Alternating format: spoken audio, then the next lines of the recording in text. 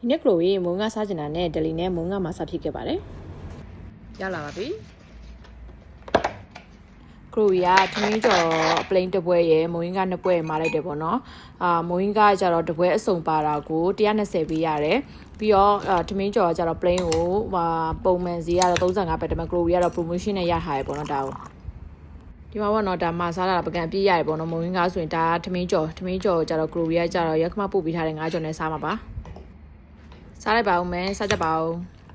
ဒီမှာပါတဲ့အိုးပဲဥကကလိုဗီထင်တာတော့အိုးကျက်ဥနဲ့တူတယ်ရတာမုံငါရတာတော့မစိုးပါဘူးဒါပေမဲ့နည်းနည်းလေးတဲ့ဘက်တော့သွားတယ်ပေါ့နော်ကလိုဗီကအငံစားတဲ့တူဆိုတော့မစိုးပါဘူးကလိုဗီတော့ဒါပေမဲ့အငံမစားတဲ့တူတွေဆိုရင်တော့လေးနေမှထင်တယ်စားကြပါဦးစားလိုက်ပါဦးမယ် see you in the next bro bye bye